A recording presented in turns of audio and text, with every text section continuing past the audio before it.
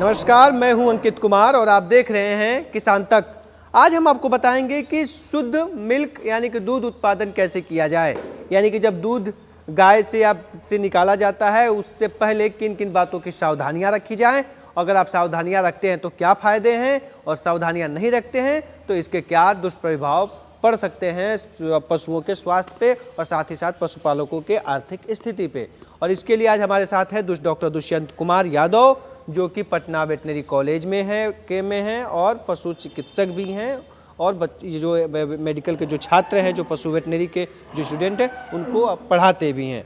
Sir, क्या है ये चीज़ें जो दूध लोग तो नॉर्मली करते हैं, हाथ धोते हैं, दूध देते हैं, क्या मतलब है? ये स्वच्छ दूध उत्पादन एक ऐसी प्रक्रिया है जिसमें हम दूध को एक स्वस्थ गाय से दूध को निकालते हैं, एक स्वच्छ तरीके से निकालते हैं और उसके बाद हम उसको ट्रांसपोर्टेशन भी जब करते हैं तो वो भी स्वच्छ तरीके से करते हैं। तो इनसे हुआ कि जो ऐसा दूध जो स्वस्थ पशु से निकाला गया हो और उसमें कोई बाहरी तत्व न मिला हुआ हो, जैसे पानी या ये सब, कोई भी एडल्ट्रेशन ना हो।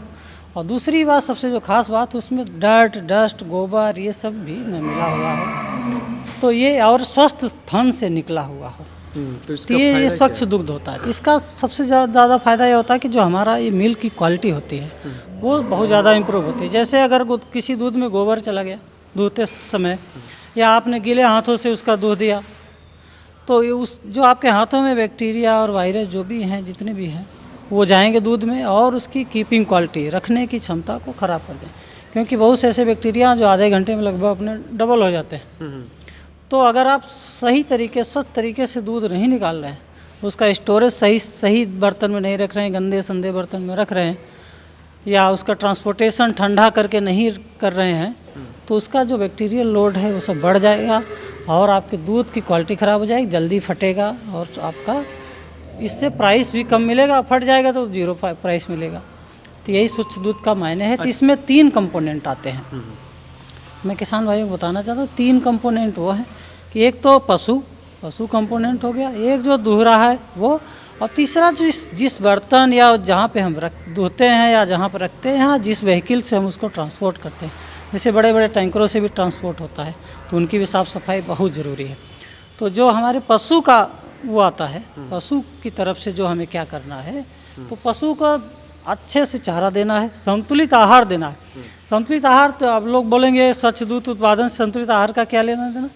अगर संतुलित आहार नहीं रहेगा तो बीमारियां लगेंगी, बीमारियां रहेगी तो कभी थनैला हो गया, कभी कुछ पशु को, और जब उसको हो जाएगा तो फिर डिजीज़ वाले एनिमल से हम दूध निकालेंगे। मान लीजिए किसी एनिमल को टीबी है या कोई दूसरी बीमारी है, उससे अगर हमने दूध निकाला तो वो दूध हमारा स्वच्छ नहीं कहलाएगा, उसकी वैल्यू कम हो जाएगी, उसकी कीपिंग क्वालिटी कम हो जाएगी। तो इसलिए पशु की तरफ से पशु स्वस्थ हो, अच्छा खाना चारा दाना मिले, साफ़ सफाई रहे, और दूध दुहने से पहले कम से कम 1 घंटा पहले, 1.5 घंटा पहले, अगर गर्मी के दिन है तो उसको साफ़ सफाई करें, उसको नहलाएं। खासकर बफेलों में तो बहुत ज़रूरी है। अगर नहीं नहला पा रहे हैं किसी कारणवश, तो जब थन में हम धोते हैं तो उसको बहुत अच्छे तरीके से साफ़ सफाई करना है, और दुहने से पहले और दुहने के बाद लाल दवा से उसके थन को धुलना है जी। तो लाल दवा मैं आपको अभी दिखाता हूँ कि कैसे हम लोग इसको बनाते हैं। लाल दवा होता क्या? ये KMNO4 होता है, जो पहले गाँव में कुओं में पड़ती थी पानी को शुद्ध करने के लिए। तो ये बैक्टीरिया वगैरह के इसको किल करता है। नज़दीक आके दिखाइए। ये देखिए, मैं अभी इसको इतना 1 लीटर पानी में 1-2 चुटकी डालते हैं। इसको हमने डाला और अभी इसको मैं बनाऊंगा। इसको धीरे से मिला देते हैं। अब ये जो एंटीबैक्टीरियल का काम करेगा जी। ये मतलब वो जो ये इतना ही लाल होना चाहिए, बहुत ज़्यादा लाल करने पे भी दिक्कत है। अच्छा। तो ये हमारा स्वच्छ दूध उत्पादन की ये कड़ी में आता है। इसी से हम थन को धुलेंगे। धोने के बाद थन को जो है हम स्वच्छ तौलिए से, जैसे हम देखिए एक साफ तौलिया है, एक स्टरलाइज एकदम बढ़िया से धुला हुआ तौलिया रहे। हर एक पशु के लिए लगभग, अगर अलग से नहीं कर पा रहे तब भी कम से कम 4-5 पशुओं में 1 तौलिए से कर सकते हैं। नहीं, वो बाद में दूसरे हैं हमारे। और दूसरा जो मिल्कर्स, जो दूसरा कंपोनेंट मैंने आपको बताया कि जो मिल्कर्स, जो दुहने वाले, जैसे हम बोलचाल भाषा में दोहिए कहते हैं या ग्वाला कहते हैं, तो उनका स्वास्थ्य एकदम सही होना चाहिए। और उनको भी एकदम हाइजीनिक तरीके से रहना है। उनके कपड़े सही होने चाहिए, साफ़ सुथरे होने चाहिए, उनके हाथ पूरा एकदम साफ़ होने चाहिए, धोने से पहले साबुन से अच्छे से हाथ धुलें। और सबसे ख़ास बात देखा जाता है गाँव वगैरह में कि जो दूहिया है धोता रहता है, अगर उसको थोड़ा सा डिस्टर्बेंस हुआ तो अपना ज़मीन पे हाथ रख के उठ गया या अपने हाथ को ऐसे ऐसे पोंछ लिया, कहीं भी कुछ भी कर दिया, तो वो सब नहीं करना, अवॉइड करना है। इधर उधर दूहिया धोते समय कभी थूके ना। अगर ज़रूरी है उसको कोई बीमारी, जैसे कोई सर्दी जुकाम हुआ है तो अगर बहुत ज़रूरी है तो उससे दुहवाएँ, या नहीं ज़रूरी है तो न दुहवाएँ उससे। तो बहुत ज़रूरी अगर है तो उसको मास्क लगा के कम से कम धोएं, टोपी लगा के, जो कैप आती है सर्जिकल कैप वो लगा के धोएं, साफ कपड़े पहन के धोना बहुत ज़रूरी है। इसमें रोग और उत्पादन पे कितना है? इस पे देखिए, जिस रोग, अब मैं इसका इम्पॉर्टेंस बता देता हूँ। सबसे ज़्यादा फ़ायदा होता है क्लीन मिल प्रोडक्शन का, जो हमने यहाँ प्रैक्टिकल भी किया है कि अगर आप इस लाल दवा को, आप जो मैंने अभी बताया, इसको मारना चालू रखते हैं धोने से पहले, धोने के बाद, तो ये समझ लीजिए थैलेला रोग 99% नहीं होगा। ये मेरा प्रैक्टिकल किया हुआ, ये एक तरह से प्रूवन है। 99% नहीं होगा, अगर उसके संतुलित आहार और समय पे दवाइयाँ सब मिल रही हैं तो इससे बहुत ज़्यादा फ़ायदा। और पशु को धोने के बाद कम से कम लगभग आधे घंटे उसको रोक के रखें, बैठने न दें। क्यों? क्योंकि जो उसके टीट के छिद्र हैं, जो पशु के टीट होते हैं, उसके छिद्र जो है खुले रहते हैं। तो जब खुले हैं तो उस समय ज़्यादा बैक्टीरिया अंदर घुसने का चांसेज है, क्योंकि मिल्क जो है बहुत बड़ा उनका सोर्स है भोजन का, बैक्टीरिया वगैरह के। तो जब टीट खुले रहेंगे तो आधे घंटे बाद लगभग उसके जो छिद्र हैं वो बंद हो जाते हैं टीट के।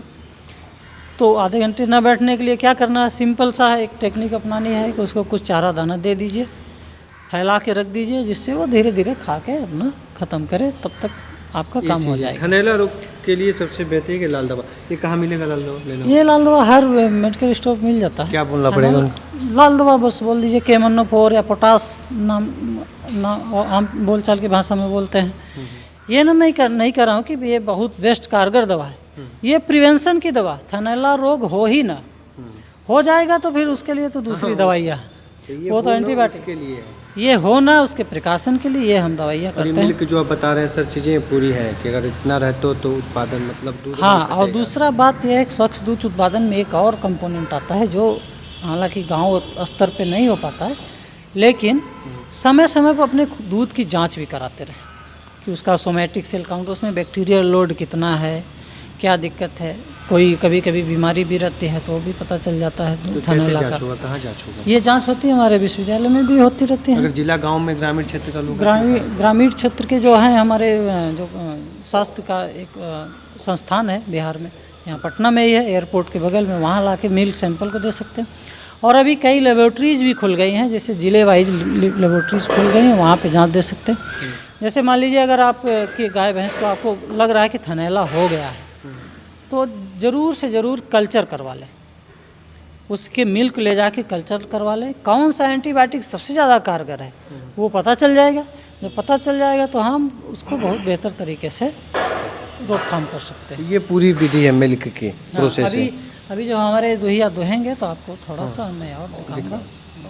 तो ये पूरी विधि है और डॉक्टर साहब ने बताने का पूरा प्रयास किया कि अगर आप स्वच्छता को ध्यान में रख के दूध दूते हैं तो थैलेला रोग से तो पशुओं को मुक्ति मिलेगा ही मिलेगा, साथ ही जो उसके दूध उत्पादन में है वो भी थोड़ा सा बेहतर होगा और तमाम चीज़ें होंगी।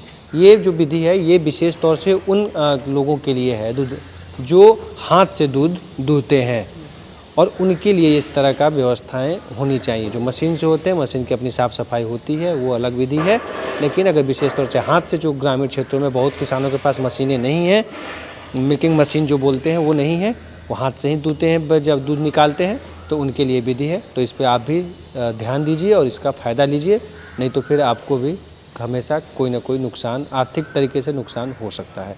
ये वीडियो आपको अच्छा लगा हो तो किसान तक चैनल को लाइक सब्सक्राइब जरूर करें। धन्यवाद।